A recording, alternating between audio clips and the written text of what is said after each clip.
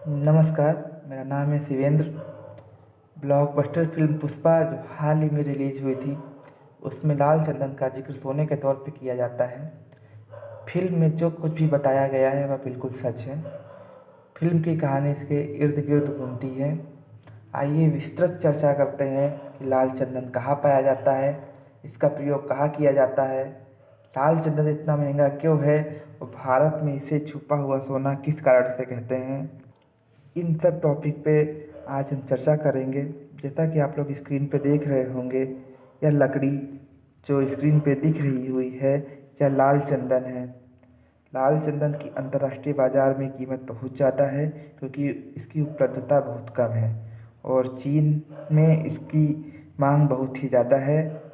इसके लिए चीन में बहुत ही ज़्यादा तस्करी की जाती है। आइए इसी क्रम में हम लोग आगे बात करते हैं लाल चंदन, इसका कलर कैसा होता है, इसकी प्रजातियाँ कौन कौन सी होती हैं, यह कितने प्रकार की होती है और इसका वैज्ञानिक नाम क्या है।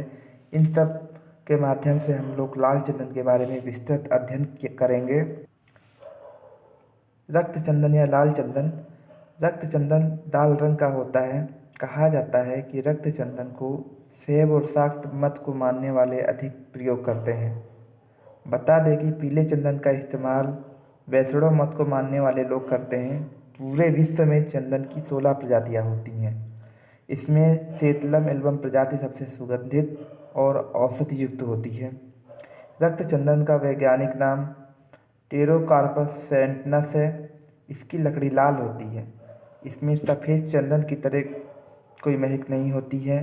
इसका उपयोग दवा, इत्र, पूजा, फर्नीचर और सजावट के सामानों को बनाने में किया जाता है।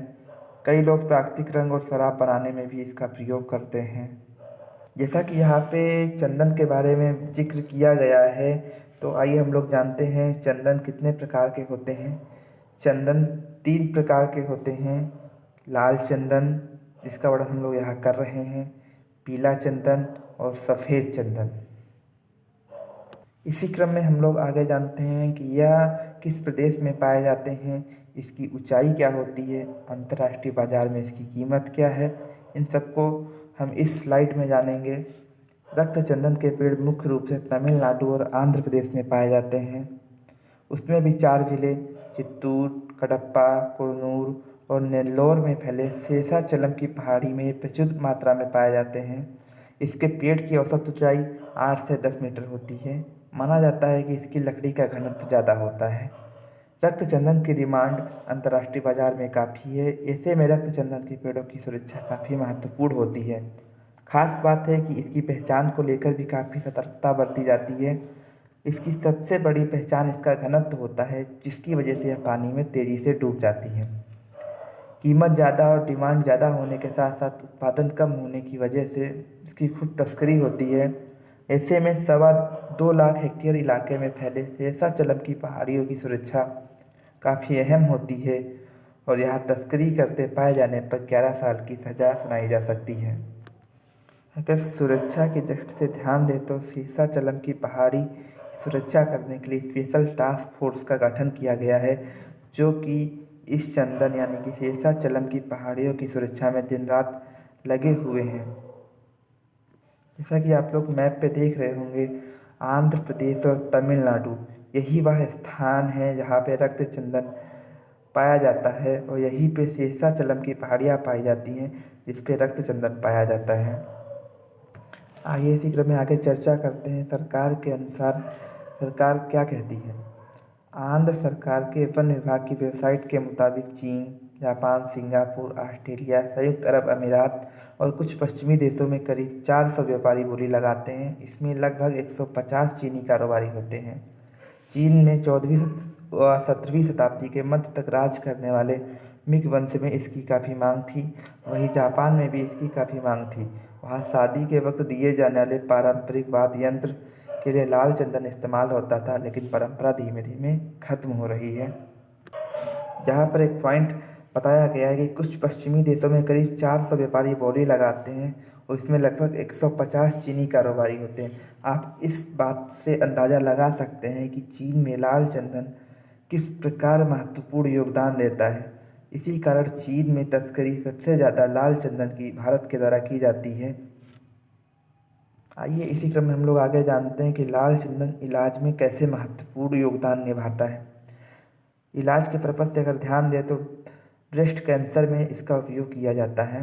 अमेरिका के Cell journal of breast cancer basic and clinical research के मुताबिक बिहार के वैज्ञानिकों द्वारा रक्त चंदन पे किए गए शोध की तारीफ की।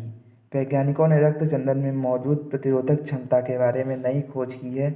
इसमें स्तन कैंसर की प्रतिरोधक क्षमता की मौजूदगी का पता लगाया जाता है। प्रतिरोधक क्षमता वह गुण होता है जिसमें किसी रोग के प्रति लड़ने की क्षमता डेवलप होती है, उसे हम प्रतिरोधक क्षमता कहते हैं।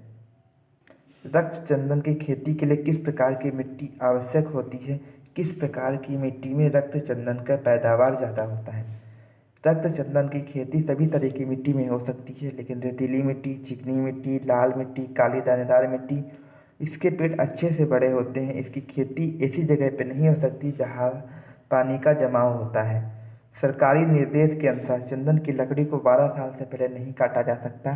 साल 2002 में सरकार ने इस पेड़ को लगाने पर पाबंदी लगा दी थी, लेकिन 2012 में फिर से अनुमति दे दी गई।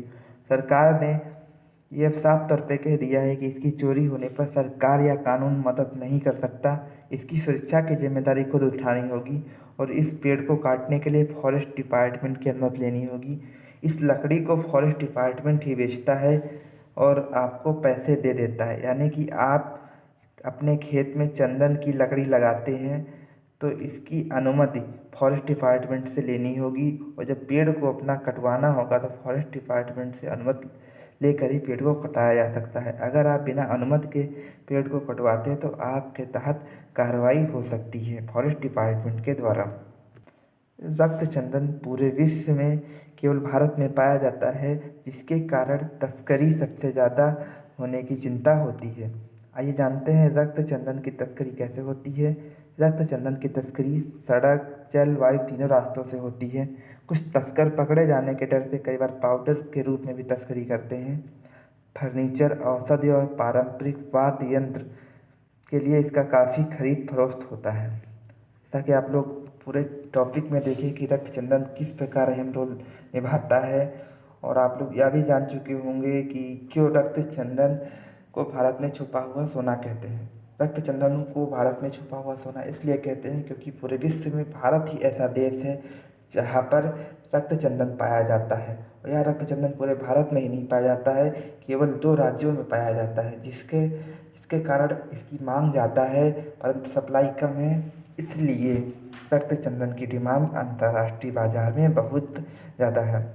अगर आप सभी लोग को चैनल पसंद आया हो, टॉपिक पसंद आया हो, तो चैनल को लाइक करें, सब्सक्राइब करें और साथ ही साथ चैनल को शेयर करें। और अगर आप लोग इस टॉपिक का PDF चाहते हैं तो डिस्क्रिप्शन में दिए गए टेलीग्राम लिंक पे जाकर वहाँ से वीडियो प्राप्त कर सकते हैं। थैंक यू, धन्यवाद, शुक्रिया।